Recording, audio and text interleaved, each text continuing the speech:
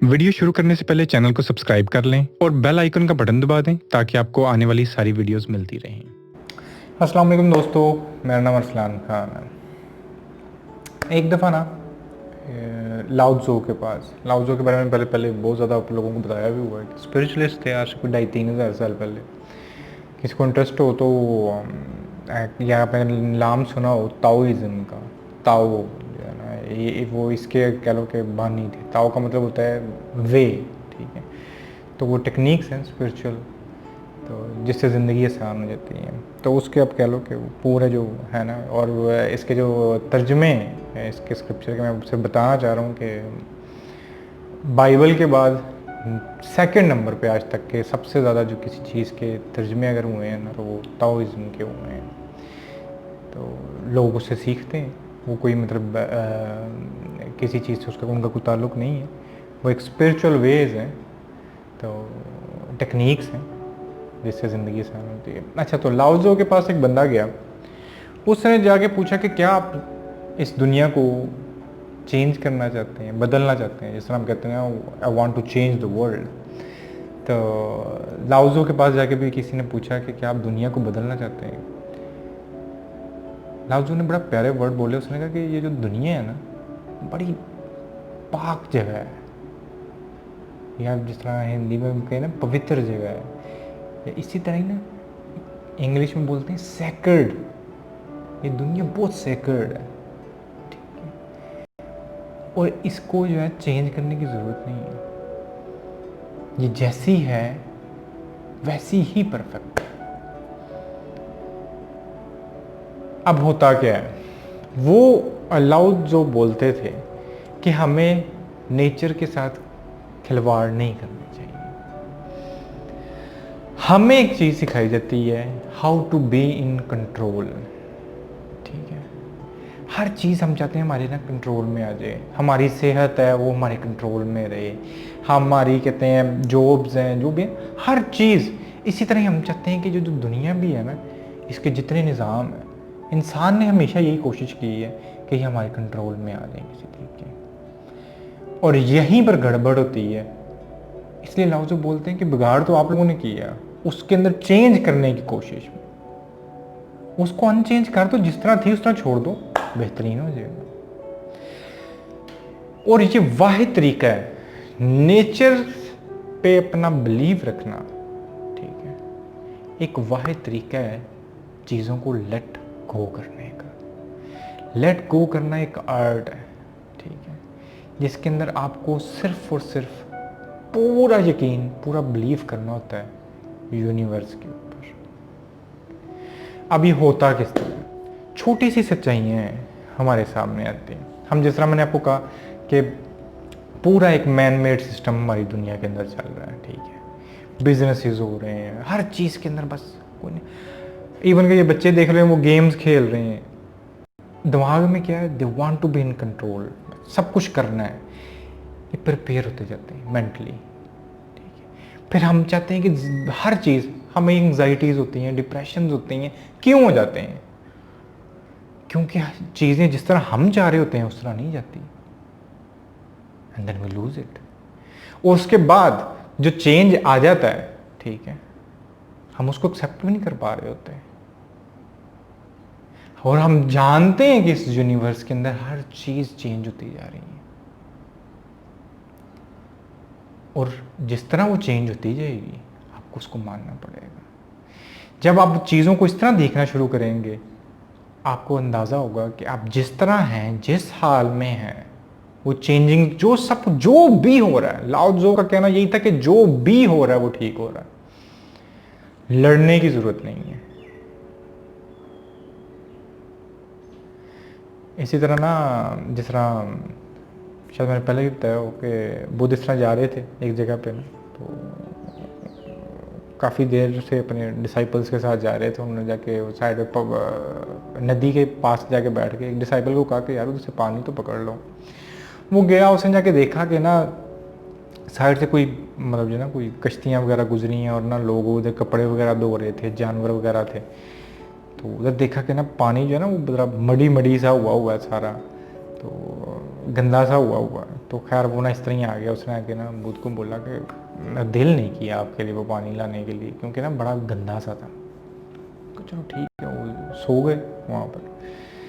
तो आधे घंटे के बाद बुद्ध उठे, उन्होंने बोला कि जाओ ना दोबारा जाके पानी ले आओ वहाँ से। वो अब गया, तो अब वो जाता है, वो सब कुछ साफ़ सुथरा पानी बेहतरीन, उसने वो पानी लिया, बुद्ध को जाके दिया। तो वो जब पानी पी रहे थे तो उन्होंने बोला कि तुमने देखा कि तुम्हें कब समटाइम्स कुछ भी करने की ज़रूरत नहीं होती। Nature have their own ways. वो जो मड हो रही थी वो सब कुछ सेटल्ड हो गया, सब कुछ ठीक हो गया, पानी दोबारा साफ हो गया। बिल्कुल इसी तरह ही हमें नेचर के ऊपर रूहानियत या स्पिरिचुअलिज्म की जब हम बात करते हैं तो वो एक इंतहाई खूबसूरत सरेंडर का नाम है कि हाँ, मुझे फाइट नहीं करनी इन सब चीज़ों से, जो हो रहा है जिस तरह हो रहा है ठीक हो रहा है।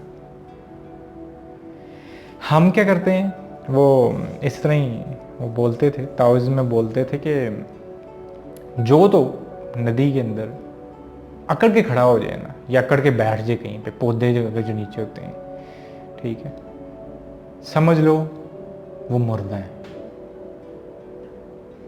ठीक है। और जो ऑपोजिट जगह पे उससे लड़ रहा है कोई, पानी के बहाव के अब अपोजिट जगह, लाओत्ज़ो बोलते थे कि वो अपनी एनर्जी सारी ज़ाया कर रहा है, कोई फायदा ही नहीं। फ्लो से लड़ने का क्या फायदा? कहते जिंदा और लहलहाता हुआ वही होगा जो फ्लो के साथ चलना शुरू कर दे।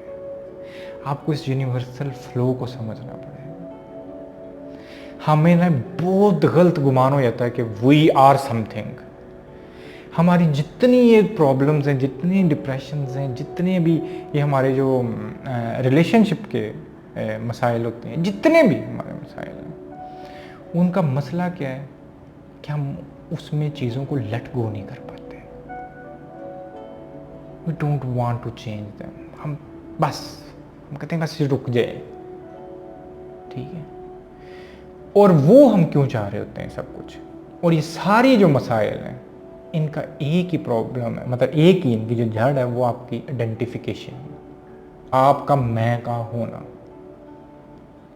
और जब तक ये है, आपका लेट गो करना बड़ा मुश्किल है। वो ऐसा नहीं ना, बड़ी देर पहले एक बड़ी खूबसूरत सी ना वो कहानी थी, ज़रा फेरी टेल टाइप की थी, पर ना मुझे बड़ी पसंद थी। तो उसके अंदर ना एक होता है पत्थर तराशने वाला ना, तो बड़ा अच्छा पत्थर तराशने वाला होता है। वो पत्थरों को तराश के ना ब्रिक्स बना के लोगों के घर बनाता होता है। पुराने ज़मानों की बात है। वो इस तरह ना खुश था, जितने पैसे होते थे वो खुश होता था। अच्छा, एक दफ़ा ना वो एक जो वहाँ पे ना बड़ा अमीर जो उधर कोई सरमायादार होगा, उसके घर जो ना वो काम कर रहा था, ब्रिक्स बना रहा था स्टोन कटिंग करके ना। तो जब उसका सारा घर वो डिज़ाइन कर रहा था या बना रहा था, वो देख रहा था उसके पास इतना पैसा है, इतने ज़बरदस्त उसने अंदर जो है ना बेड वगैरह रखे हुए हैं, शहनशाना किस्म का महल। तो उस टाइम जब वो कहता है कि यार, वो पहाड़ी के ऊपर करके वो घर बना रहा होता है, तो यार काश मेरे पास भी यही सब कुछ हो, मैं भी इतना ही अमीर हो जाऊँ, मेरे पास भी इतना महल और इतना खूबसूरत बेड हो, ठीक है, जिसमें सुकून से जाके मैं सो जाऊँ। और एकदम उसको एक आवाज़ आती है कि जा तेरी सारी मुरादें जो है ना, विशेज़ पूरी हो गई, तेरी विशेज़ सुन ली गई हैं, जा पूरी हो गई। वो जाता है, वो जब घर अपने जाता है तो देखता है उसको जो छोटा सा जो झोंपड़ा था ना, वो इतना बड़ा सारा महल बन गया होता है। वो अंदर जाता है, जिस तरह उसने सब कुछ इमेजिन किया होता है बिल्कुल उस तरह ही सब कुछ होता है। अच्छा, वो बड़ा खुश होता है कि यार ये तो बड़ा ज़बरदस्त काम। अब घर बैठ जाता है, उसका दिल नहीं करता बाहर जाने को। बाहर ऊपर ना खिड़की से बाहर देख रहा होता है, बाहर ना एक वो जा रहा होता है, कोई ना राजा उस सल्तनत का होता है, तो कहते हैं एक सोने की वो नहीं होती प्लेट्स लगे, वो छतरी टाइप की ना, अम्ब्रेला सी, लोग पुराने ज़मानों में राजाओं के ऊपर दी होती थी, वो उसने ली होती थी। तो उस पर ना वो बग्गी के अंदर इस तरह जा रहा होता है, वो सामने आग घोड़ा होता है उसके पीछे इस तरह ना, वो एक पूरा सेटअप सा बना होता है।